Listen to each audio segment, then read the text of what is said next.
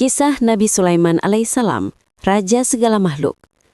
Dukung Muslim Cilik dengan menekan tombol subscribe. Jangan lupa bunyikan tanda lonceng untuk notifikasi. Selamat menonton kisah Nabi Sulaiman alaihissalam, Raja Segala Makhluk. Dahulu kala, di tanah yang indah dan subur, hiduplah seorang nabi yang sangat bijaksana bernama Nabi Sulaiman alaihissalam. Beliau adalah anak dari Nabi Daud alaihissalam, seorang raja yang juga sangat taat kepada Allah.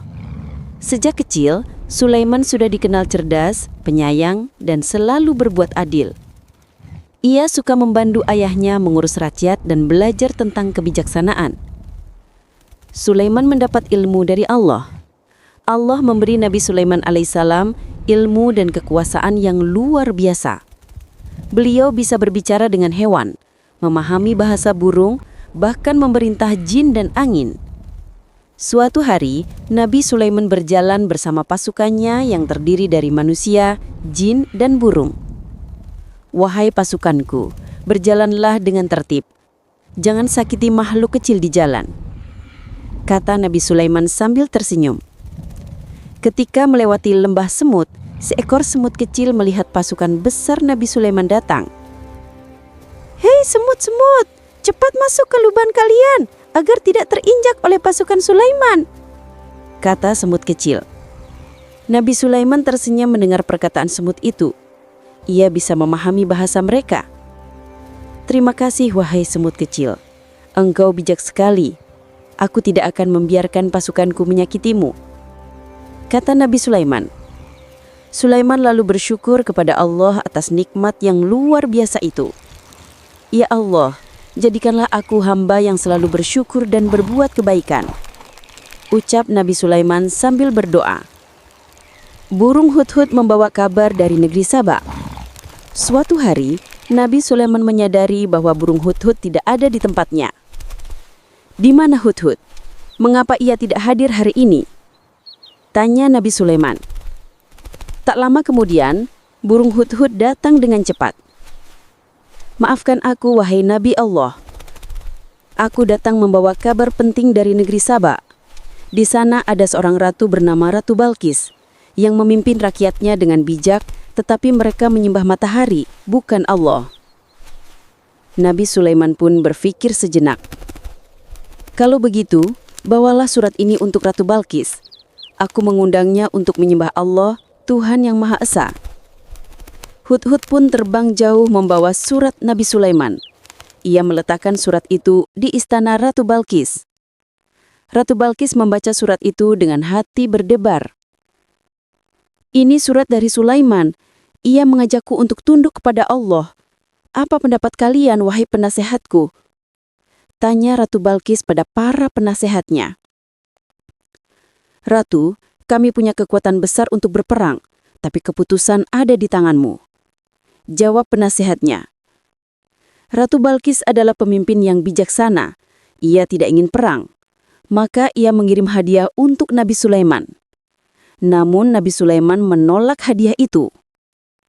"Apakah kalian ingin menipuku dengan harta? Apa yang Allah berikan kepadaku jauh lebih baik. Kembalilah dan katakan pada ratu kalian bahwa aku hanya mengajak kepada kebenaran." Jelas Nabi Sulaiman. Ratu Balqis datang ke istana Sulaiman. Akhirnya, Ratu Balqis memutuskan untuk menemui Nabi Sulaiman. "Aku ingin melihat sendiri siapa Nabi Sulaiman yang bijaksana itu," kata Ratu Balqis dengan rasa penasaran. Sebelum sang ratu datang, Nabi Sulaiman memerintahkan para jin untuk membawa singgasana Ratu Balqis. "Siapa yang bisa membawa singgasana ratu sebelum ia tiba?" tanya Nabi Sulaiman pada jin-jin yang berkumpul. "Aku bisa membawanya sebelum engkau berdiri dari tempat dudukmu," jawab satu jin ifrit. Dalam sekejap mata, singgasana megah Ratu Balqis sudah berada di depan Nabi Sulaiman. Ketika Ratu Balqis tiba, ia terkejut melihat tahtanya sudah di sana. Ratu Balqis heran. Ini seperti singgasanaku." Nabi Sulaiman tersenyum lembut. "Itu memang singgasanamu. Allah menunjukkan kuasanya agar engkau beriman kepadanya." Kemudian, Nabi Sulaiman mengajak Ratu Balkis masuk ke istananya. Lantai istana itu sangat berkilau, bening seperti air. Ratu Balkis terkejut. Aku kira ini air, tapi ini kaca yang sangat jernih. Melihat kebesaran dan keajaiban itu, hati Ratu Balkis tertondok. Aku beriman kepada Allah, Tuhan semesta alam, dan tunduk bersama Nabi Sulaiman, kata Ratu Balkis di depan Sulaiman. Sejak saat itu, Ratu Balkis dan rakyatnya menyembah Allah. Nabi Sulaiman pun sangat bahagia. Dari kisah Nabi Sulaiman alaihissalam, kita belajar bahwa ilmu dan kekuasaan adalah amanah dari Allah, bukan untuk kesombongan. Kita harus bersyukur atas setiap nikmat yang diberikan. Kebaikan dan kelembutan bisa mengubah hati orang lain. Taat kepada Allah adalah sumber kebahagiaan sejati. Semoga kita tumbuh menjadi anak yang bijak, penyayang terhadap makhluk Allah, dan selalu bersyukur atas nikmatnya. Tulis amin di komentar ya adik-adik. Terima kasih sudah menonton Muslim Cilik.